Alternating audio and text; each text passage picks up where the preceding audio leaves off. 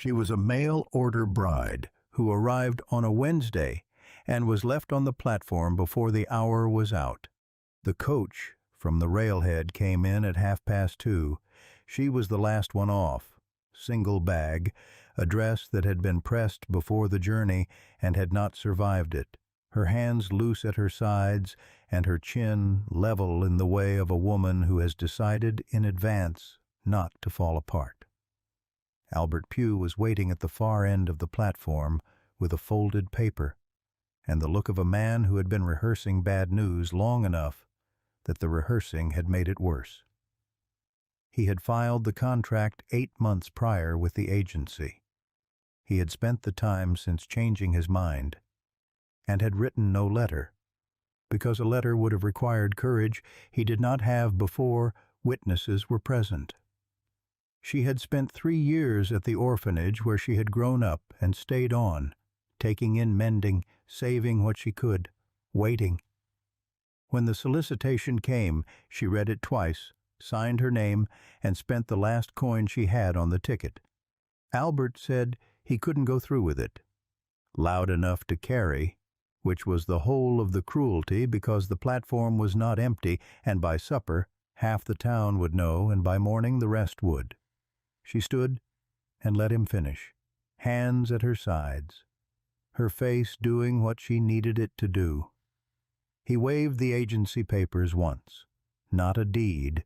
Everyone on that platform knew a woman was not land and could not be claimed as such, but he held them like a man who wanted the weight of paper behind him, and then he put them back in his coat and walked away without looking back. The platform cleared around her. She remained. Bag at her feet, the town spread out in front of her, and no clear answer to what came next. Across the street a man came out of the hardware with a paper bag of fittings and stopped on the boardwalk step. 32 years old, broad in the shoulder, a carpenter's hands, sawdust on his sleeve from the morning. He looked like a man who had carried too much for too long enough that he had stopped noticing the weight.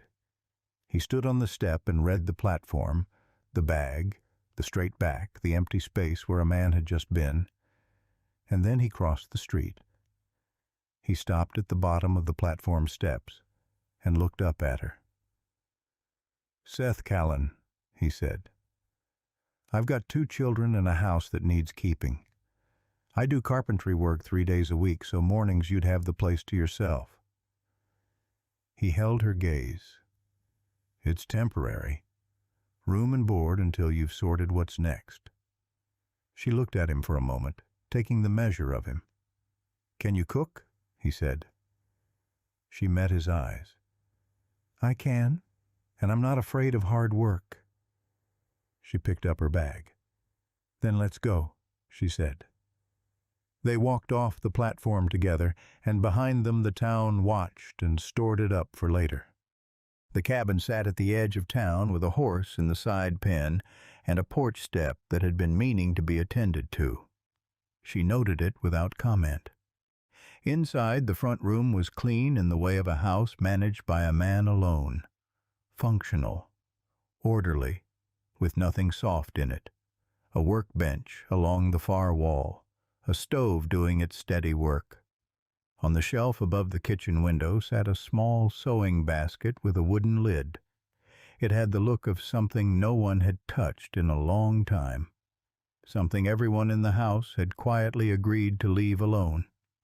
Seth told her the room off the kitchen was hers, her own door, her own space. Children ate at 6. He ate when he was back.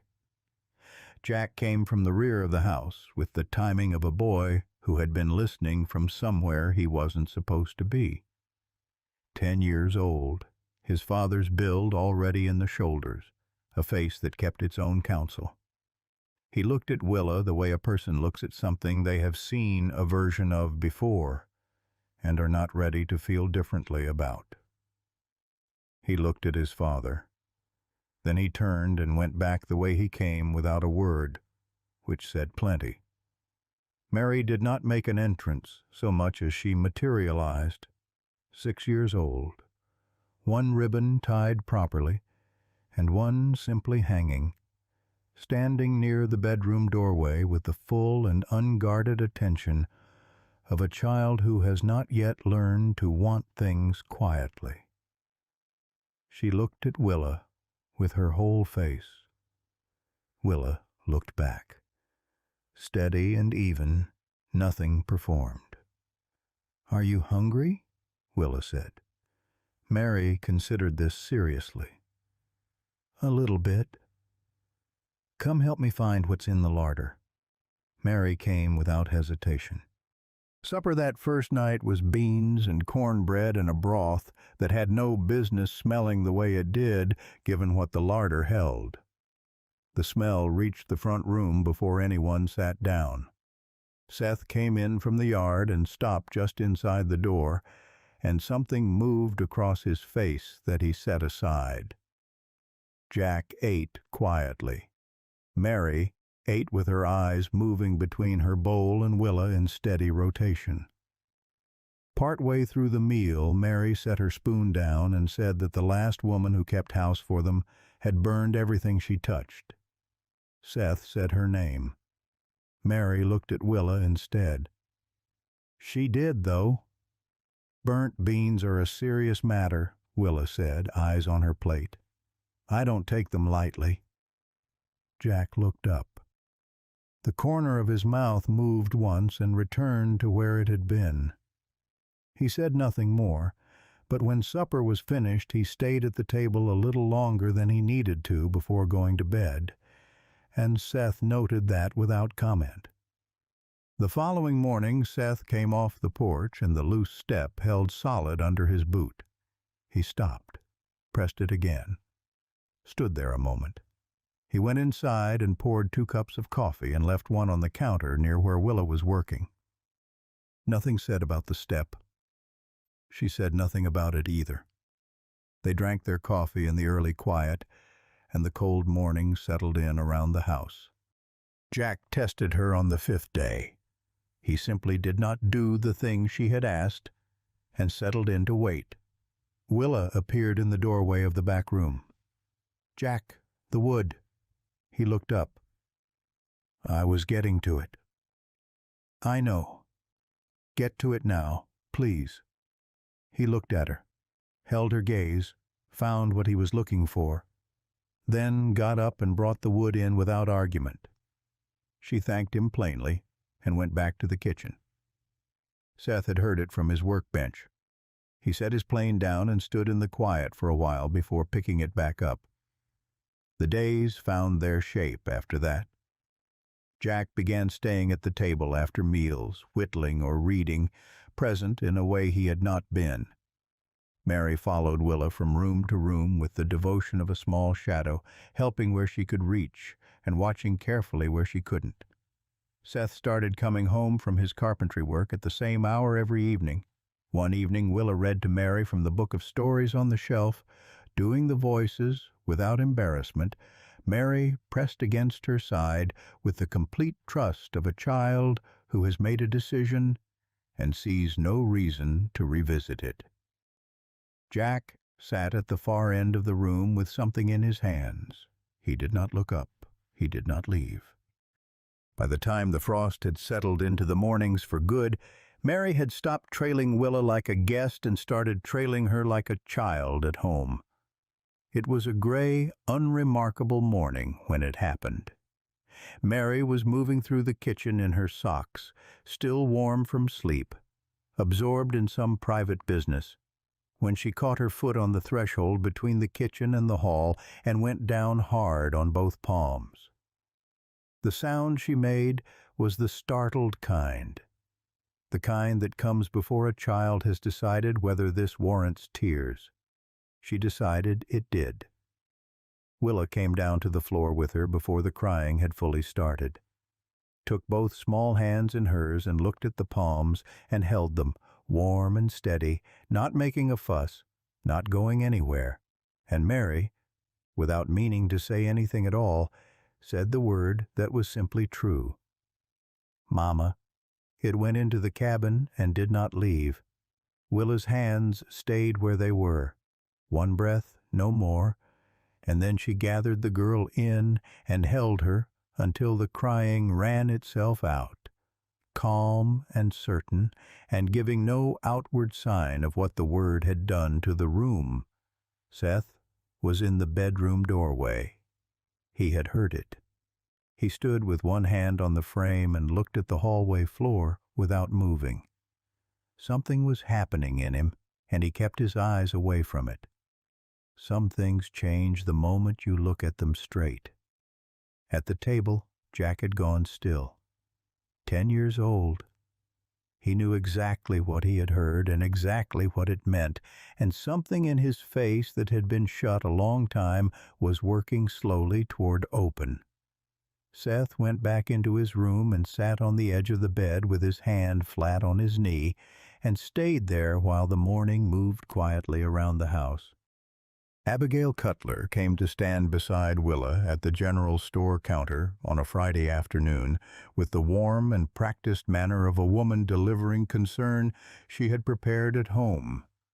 She spoke about appearances, about what people were saying, about the natural shape a situation found when it was left alone, and the confusion that came from children being given the wrong idea about what an arrangement was.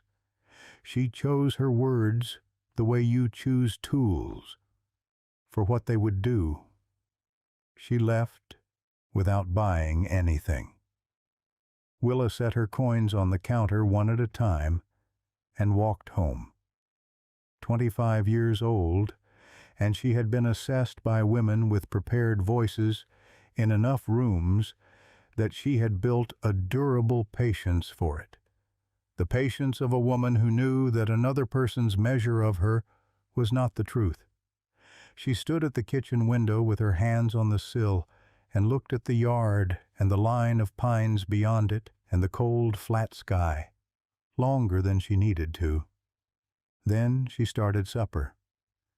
That evening Seth was at the stove and she was finishing the dishes, and without looking up from the fire he said, "You all right?" She kept her hands in the basin, thought about it honestly. "I am," she said. He nodded once at the fire. She went back to the dishes, and the room held its quiet around them both. Nearly a month later, Dale Marsh had no intention of causing trouble. He was at the saloon on a Tuesday evening, talking the way men talk at the end of a long day, easy, unhurried. He said the Callan place looked different lately. Smoke at the right hours. The children seemed steadier. That woman from the platform, the one Albert had left standing there in front of half the town. Something about her, Dale said. The kids had taken to her like he hadn't seen before. Older one coming around. Younger one had started to call her Mama. He reached for his glass. Albert had gone still at the end of the bar. Dale kept talking, not noticing. Said it was good to see that house with some life in it again. Albert looked at the row of bottles across from him. He had the agency papers in his coat. He had a pride that had sat wrong since the platform. And now there was a picture forming in his head. Warm light in the windows, children settled, smoke at the right hours, a woman the children had already begun to call Mama. He set coins on the bar and stood up. "Where does Callan live?" he said. It was a Thursday morning, cold and clear, and Seth and Willa were coming out of the post office together. He had gone to collect a timber notice. She had walked with him because the children were at school, and the morning ran that way, when Albert stepped into the middle of the street with the agency papers in his hand and his voice pitched to Carrie. The fare was paid, he said. The contract signed. An obligation didn't dissolve because a woman had found somewhere more comfortable to be. He held the papers up like a deed, though everyone on that street knew what they actually were. Then he used the word his, and the street heard it land. Everything slowed. A woman near the dry goods stopped walking. 2 men outside the feed store turned. The cold air held everything in place. Willa stood beside Seth. She did not step back. She did not look at Albert. She held herself the way she had held herself on the platform, still, straight, not finished, except that this time there was someone standing next to her, and the whole street could see that he had not moved. Seth looked at the papers. He looked at Albert. Then he turned to Willa, his voice low and even. "Stay here." Not a command. The way you speak to someone you are coming back to. He walked to the bank. 4 minutes inside. He came back with money he had kept under the floorboards for 2 years. Everything set aside toward buying back into a proper ranch. The slow and patient work of a man rebuilding from the ground up. He crossed the street and pressed it into Albert's hand and held it there until Albert's fingers closed around it. "That settles the fare, the fee, and every excuse you rode in with." His voice was flat and final. "It does not buy her. It frees her from you. Now go." Albert looked at the money. He looked at the street looking at him. He looked once at Willa, and whatever he found in her face was not what he had ridden into town for. And then he walked to his horse and rode out, and the cold morning closed behind him. The street held its breath. Seth turned, not to the crowd, to her. She was already looking at him, hands at her sides. The exhaustion she had carried since the platform was gone from her eyes, and something steadier had taken its place. The look of a woman standing on ground that holds. He stood in front of her. The wind came off the hills between them, clean and cold. He had crossed a street before he had decided to. He had left coffee on a counter and made nothing of it. He had just handed 2 years of savings to another man without pause because standing by while she was taken was not something he was able to be. He was not a man who dressed things up finer than they were, and he was not going to start now. "I'd like you to stay," he said, "as my wife, if that's what you want." She looked at this man, and she took the space that choosing for herself required, and nobody hurried her, and the cold street waited. "Yes," she said, quietly and completely, with nothing held back. "That's what I want." He let out a long, slow breath, and his hand found hers and closed around it. Around them the town came back to itself. Boots on the boardwalk, a door somewhere opening and falling shut. The wind off the hills steady and clean, and the pale winter sky going on above it all. The ranch would have to wait. For the first time in years, waiting did not feel like losing. Jack was at the table with a short length of wood and his father's smallest plane, working the edge down by feel, the tip of his tongue between his teeth. Mary was on the floor with her rag doll, deep in some matter of considerable importance that did not require adult involvement. From the stove came the smell of something with molasses, a new thing Willa was working out, adjusting as she went. The kind of smell that gets into the walls of a kitchen and stays there for years. The door opened. Cold air, and then Seth's boots on the step. The sound of a man who knows his coming home is expected and has stopped taking that for granted. Mary raised the rag doll briefly in his direction by way of greeting and returned to her business. Jack looked up at his father in the doorway, then he looked back down at the plane and kept working. The looking had carried something in it that had not been there at the start of things. Seth hung his coat, crossed to the stove and stood beside Willa, and looked at what was on it. She moved the spoon toward him without a word. He tasted it and considered it quietly and without rushing. Then he looked at her. She took the spoon back. "I know," she said. "More molasses. The corner of his mouth moved. He went to hang his coat properly and left her to it. On the shelf above the window the sewing basket sat where it had always sat.